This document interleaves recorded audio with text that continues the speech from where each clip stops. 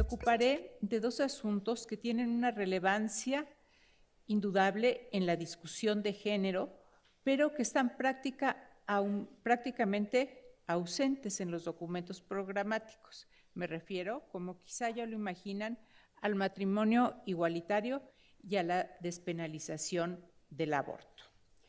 Los contendientes han evitado pronunciarse, le han dado vueltas a este tema. El término género forma parte del lenguaje político en nuestro país, al punto de que se ha convertido en una especie de comodín, una palabra ambigua que casi siempre suena bien, aunque no para todos. La polisemia de la palabra hace posible su uso en expresiones tan inversas como ambiguas, como pueden ser equidad de género, perspectiva de género o brecha de género, que vagamente aluden a los derechos de las mujeres, pero cuyo significado casi nunca es preciso. Y aquí solo menciono algunas de las expresiones. Encontré al revisar los programas que la expresión equidad de género es la que aparece con mayor frecuencia. Hice un conteo y donde aparece más es en el documento de Zavala. Me pregunto hasta dónde la preferencia por el concepto de equidad y no de igualdad de género fue una decisión circunstancial o un resultado de una reflexión detenida.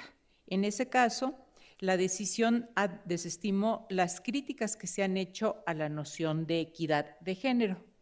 La más conocida es la de ONU Mujeres, organismo que ha optado por defender la igualdad de derechos, beneficios y oportunidades para mujeres y hombres y ha rechazado de manera explícita la noción de equidad de género.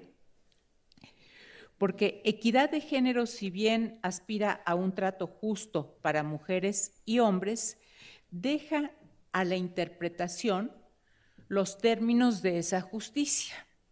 Con frecuencia, ese trato equitativo y justo, continúa el argumento, se define con base en tradiciones culturales, usos y costumbres que acaban reproduciendo desventajas para las mujeres.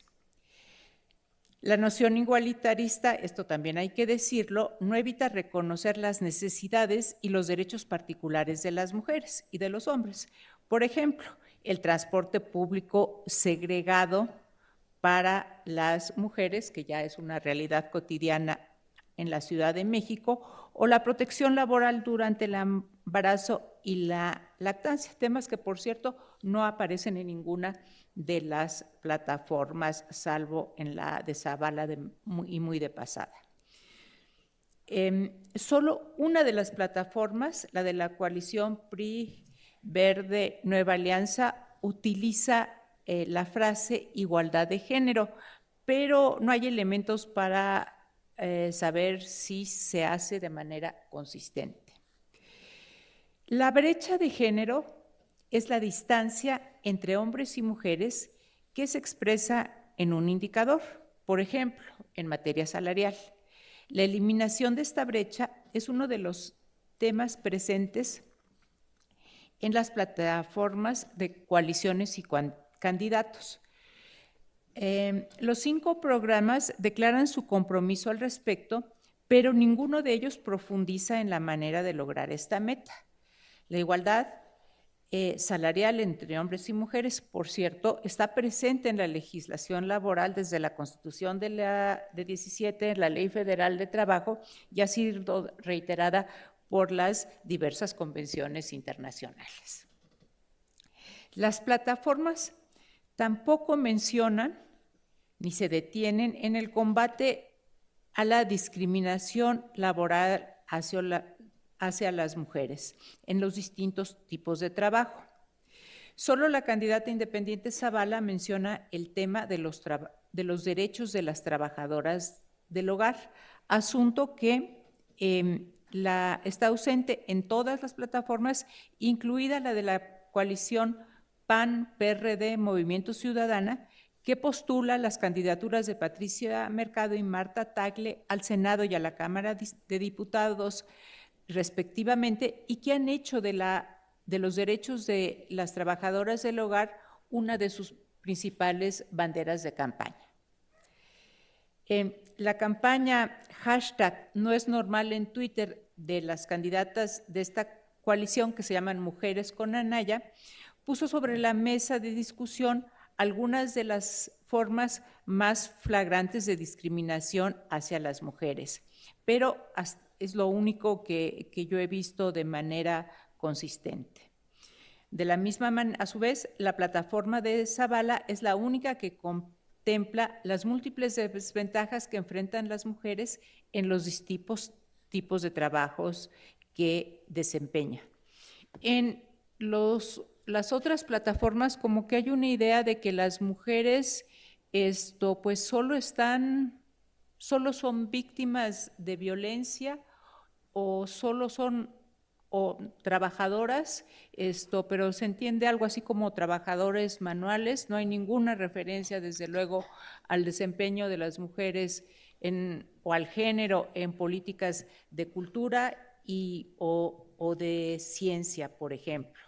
Tan solo, de nuevo, Zavala habla de propuestas concretas como el estímulo a empresas que logren la paridad en los consejos y espacios de toma de decisiones y el ofrecimiento de becas para niñas y jóvenes con vocación científica, pero así sin entrar en algo más fino. El feminicidio es otro de los temas comunes en las 5 plataformas y la que dedica más espacio al tema y ofrece propuestas específicas es el documento de Zavala. En el otro extremo, la coalición PRI Verde Nueva Alianza es el más escueto. La plataforma de MIT menciona una sola vez la palabra feminicidio y despacha el asunto en un solo renglón, señalando que es, entre comillas, una barbaridad. La plataforma Morena PES, por su parte, declara proteger la integridad física de las mujeres y en ese propósito se incluye al feminicidio que menciona un par de veces en el documento, sin tener ninguna propuesta concreta al respecto.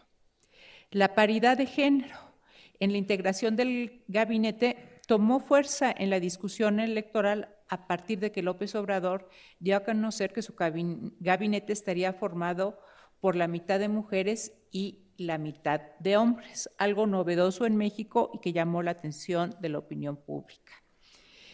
El tema tomó presencia en el escenario internacional, especialmente a partir de la integración paritaria del gabinete de Justin Trudeau, primer ministro de Canadá, en 2015.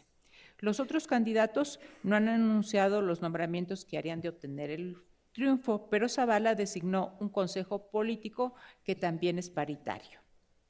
El tema de la paridad solo se menciona explícitamente en las plataformas de Anaya y Zavala.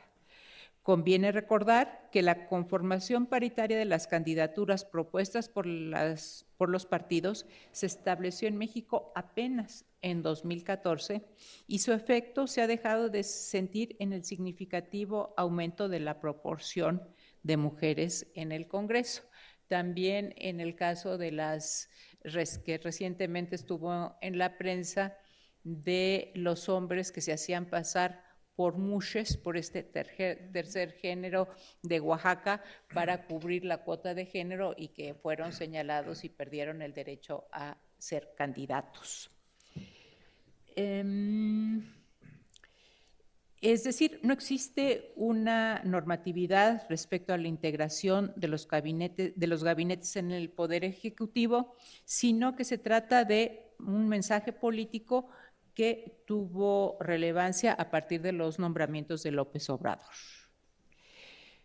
Los temas que no están en las plataformas y que quizá, sí, que sin duda son los más peliagudos: el matrimonio igualitario y la despenalización del aborto.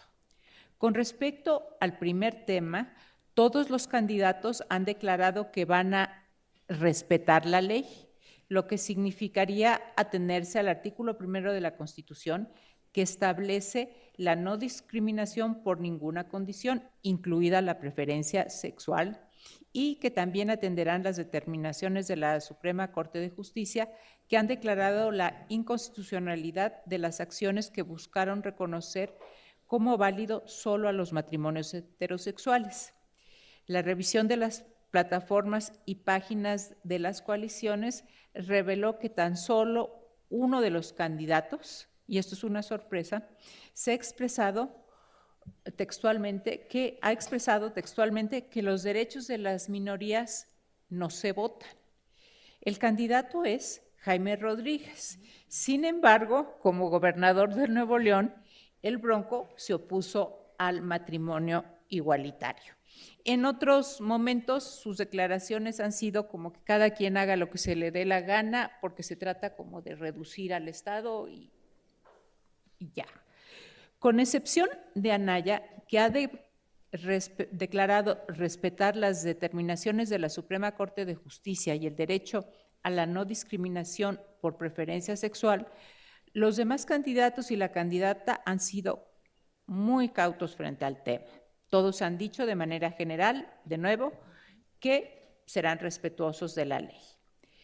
Debo agregar que la coalición PAN-PRD-PT entiende estos temas como asuntos que cada uno de los partidos que integran la coalición definirá. Acción Nacional, el partido de Anaya, se ha pronunciado por la defensa de la familia convencional y del matrimonio exclusivamente heterosexual, pese a los efectos discriminatorios que esta postura tiene frente a las personas que elijan casarse con una persona del mismo sexo, mientras que el PRD podría inclinarse por una postura favorable al matrimonio igualitario, porque fue durante su gestión en la Ciudad de México cuando se aprobó esta legislación. En el contexto político, el embate de los grupos conservadores es un factor muy importante. Estos grupos han tenido una creciente influencia en México y en Estados Unidos, con Mike Pence en la vicepresidencia de ese país. Por su parte, López Obrador ha declarado que gobernará para todos, incluyendo católicos y evangélicos, y que el tema puede ser materia de consulta. Sin embargo, Morena tiene una Secretaría de Diversidad Sexual y ante la pregunta expresa sobre el matrimonio igualitario que le hicieron en una universidad privada, el candidato respondió con la palabra libertad. No me queda claro a qué se refiere, porque el partido Encuentro Social, en coalición con Morena y el PT, integrado por feligreses de iglesias evangélicas principalmente, tiene en la eliminación del matrimonio igualitario una de las principales causas de su agenda, por no decir que de su existencia. El PES y otros grupos católicos, el Opus Dei, los Caballeros de Colón, entre otros, formaron el Frente Nacional de la Familia y lograron evitar que el Congreso aprobara la iniciativa del presidente Peña Nieto de establecer el matrimonio igualitario a nivel federal en 2016 y otras reformas.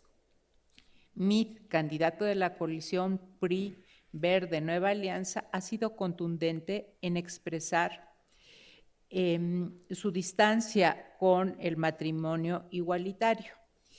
Y es que las derrotas de los candidatos del PRI a los gobiernos de Durango, Quintana Roo y Veracruz se atribuyó a la iniciativa de Peña Nieto de establecer el matrimonio igualitario a nivel federal y a otras reformas en beneficio de la diversidad sexual. Así que Meade, en una entrevista, se definió como un hombre de fe que defendería los valores de la familia, aunque al mismo tiempo se declaró respetuoso de la Constitución. lo que pues es una contradicción. Zavala ha insistido en que respeta la ley al tiempo en que ha dicho que sus valores católicos la llevan a concebir al matrimonio como una figura jurídica en la que solo caben las uniones entre hombre y mujer. Ha aceptado que las uniones entre personas del mismo sexo merecen tener una figura jurídica propia, pero que de ninguna manera pueden definirse como matrimonios. Es la misma postura de Acción Nacional y otros grupos conservadores dentro de los partidos políticos, incluidos Morena y el PRI. Zavala propuso en su plataforma electoral un instituto de las familias, así en plural, una propuesta ambigua, muy ambigua, que puede leerse como un guiño a los defensores de la familia convencional y heterosexual, pero también parece reconocer, al poner el plural, los diferentes tipos de familia. Sobresale, a mi modo de ver, en estas discusiones, la expresión de las creencias religiosas de Meade y Zavala y la advertencia de López Obrador de que legislará, de que gobernará para todos, refiriéndose explícitamente a los católicos y evangélicos, iglesias que ven como una amenaza frontal a su fe la existencia del matrimonio igualitario. Me sorprende porque pues son expresiones de creencias religiosas en el marco pues de una discusión pública en un estado laico, pero bueno, ahí están. Ya casi termino. La interrupción legal del embarazo ha tenido menos importancia en esta coyuntura que el matrimonio igualitario, como que la discusión se ha enfocado más a ese tema. Sin embargo, todos los candidatos se han distanciado de la legalidad de la interrupción del embarazo y han declarado tener posturas en defensa de la vida, lo que puede interpretarse como un posicionamiento a favor de las enmiendas que han hecho algunas constituciones locales que defienden la vida, entre comillas, desde la concepción. El derecho de las mujeres a la interrupción legal del embarazo en las primeras 12 semanas es vigente en la Ciudad de México y es una postura que solo algunas de las mujeres del grupo que se presenta como Mujeres con Anaya comparte, pero no está claro para mí si las mujeres de Acción Nacional, las militantes de Acción Nacional, comparten esta postura, que es más bien de un grupo de Movimiento Ciudadano. Al inicio de mi intervención señalaba la ambigüedad del término género, su utilización como moneda de cambio político y como un comodín, un eufemismo que con frecuencia se utiliza para imponer límites a la igualdad entre hombres y mujeres. Sin embargo, no puedo dejar de señalar que su uso en las 5 plataformas es un signo de la vigencia del Estado laico, en un momento en la que así llamada, o mejor dicho, mal llamada ideología de género, está siendo blanco de fuertes ataques por grupos conservadores que persiguen el regreso a lo que llaman la familia natural.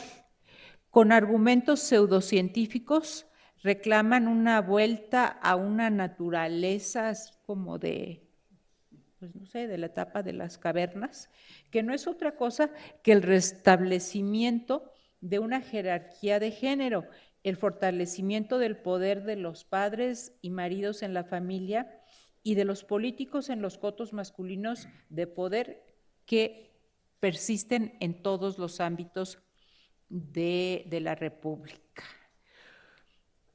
Uno de los elementos, ya por último, que podría verse como un detalle sin importancia, pero que también va en el sentido de los cambios que están ocurriendo, es el uso del lenguaje incluyente en casi todas las plataformas electorales, con la excepción del documento programático registrado en el INE por el Bronco.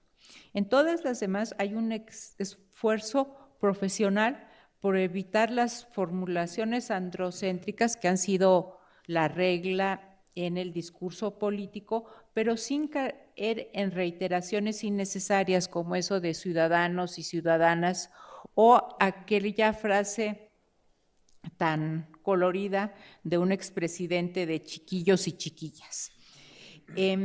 Digo que no se trata de un asunto menor porque el lenguaje construye significados y el tema del lenguaje incluyente hoy es un tema controvertido, aunque ya está en la legislación.